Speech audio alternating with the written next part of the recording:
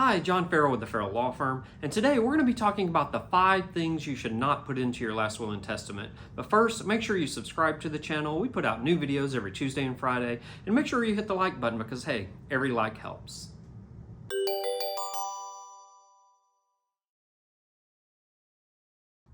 All right, John Farrell with the Farrell Law Firm, and today we're going to talk about the 5 things you shouldn't put in a last will and testament. Well, if you've watched any of our videos for any amount of time, you know that what we do here is we help people plan their estates. And so that often starts with a free consultation. People will come in and they will talk about the things that they want to accomplish for their family when that day comes for them. Oftentimes it will include a last will and testament. And so sometimes there are certain things that they might want to put in that last will and testament. Well, we're going to talk today about the things that you typically would not put into that will. All right, number 1. All right, number 1 is probably on every estate planning attorney's list, and that is funeral arrangements. So there was a time when you would put funeral arrangements into a last will and testament. For example, one of the more famous examples of that would be Charles Dickens. For those of you who know Charles Dickens, he was a famous author from England, and he was considered perhaps the greatest novelist of the Victorian era. Many of his novels are still being read today. Well, he included some language into his last will and testament about his funeral arrangements. Specifically, he didn't want people to wear certain things to his funeral, so he put those types of things there. Well, there's a very practical reason you would not include those things in your last will and testament today. Back then, it was not uncommon for the funeral to take place long after the person passed away.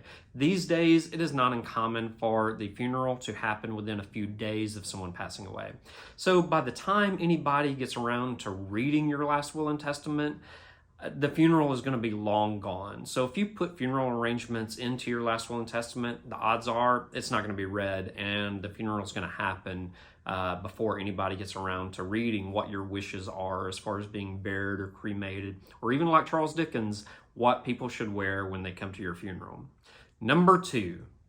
The number 2 thing that you should not include in your last will and testament are assets that have beneficiaries listed to them. As you know, there are certain financial assets that you can name beneficiaries to. Oftentimes, these are things like your life insurance policies, your 401ks, your IRAs, annuities, things of that nature. And you put a beneficiary in there, and we call those non-probate assets. So in other words, they don't go through probate. Instead, they will go to whoever you've named as the beneficiary in your policy. So, for example, most people will choose amongst family members to receive their life insurance proceeds or perhaps their 401k or IRA. And when you pass away, they will go to that company, present them with the death certificate, and be paid that policy or the 401k or the IRA. And so putting those types of things in your will really will not matter because the beneficiary designation on your policy will trump whatever you put in your last will and testament. So if you put that your life insurance policy should go to your spouse, well, when you pass away, regardless of what your will says, your policy will go to your spouse when you pass away. So assets that have beneficiary designations on them, there is no need to put those in your last will and testament because they will be paid out to whoever you have listed as beneficiaries on those accounts. Number 3, the number 3 thing that you should not put in your last will and testament is passwords and sensitive information. There was a time when people would put personal information into their will. You know, perhaps they would put bank account numbers of specific bank accounts they wanted to go to people. They would even put their social security number into their last will and testament. Well, you can already see where I'm going with this.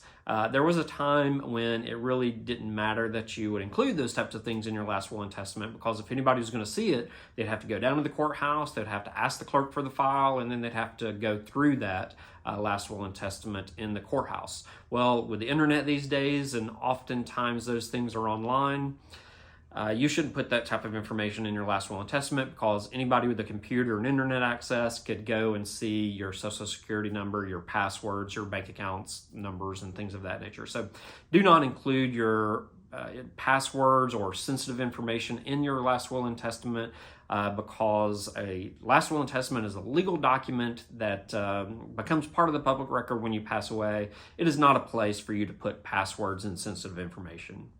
Number 4.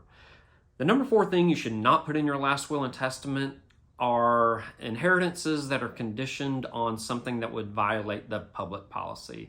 Believe it or not, from time to time, I will have people come in and they want to put a condition on someone's inheritances. Well, so some of those inheritance conditions are good and some of them are bad. So the types of things that might be good is this type. So for example, you might say, well, I want to leave a third of my estate to my daughter, but as long as she graduates from college. And so that is something that is very good. It's good that people graduate from college. So if it's in promotion of the public policy, well then oftentimes that will be okay. Things that you could not put in there are things that would violate public policy. For example, you couldn't put something in your will that I want a third of my estate to go to my nephew as long as he robs 5 banks within 1 year of me passing away. Well, that would obviously violate public policy, and you could not include something like that in your last will and testament. So inheritances that are conditioned upon things that violate public policy, like robbing banks or doing something illegal, that is not something that belongs in your last will and testament and will likely be stricken from your last will and testament should you pass away. Number 5. The number 5 thing you should not include in your last will and testament is a inheritance for a pet.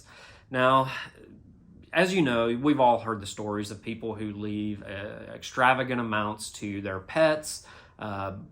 Oftentimes maybe they don't have children, but oftentimes maybe the pet is actually, they feel like part of the family.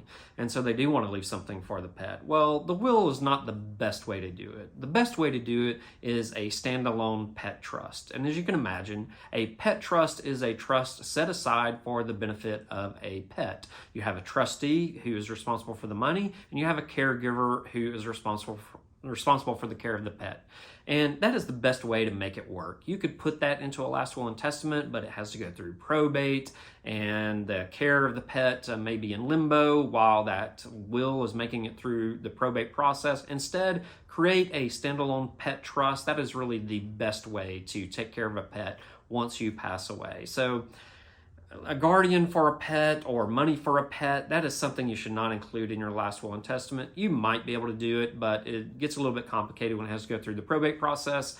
The best way really to do it is with a standalone pet trust. All right, so those are the 5 things you should not include in your last will and testament. Number 1, funeral arrangements. Number 2, assets that have beneficiary designations on them. 3, you should not include passwords or sensitive information in your last will and testament. Number 4, inheritances that require a condition that would be against public policy, like robbing a bank in order to get your inheritance. And number 5, the number 5 thing you should not include in your last will and testament is an inheritance for a pet. You can do it with a last will and testament, but a standalone pet trust is really the best way to do it. All right, so that's all we have for today. Make sure that you subscribe to the channel because we put out new videos every Tuesday and Friday, and make sure that you hit the like button because, hey, every like helps.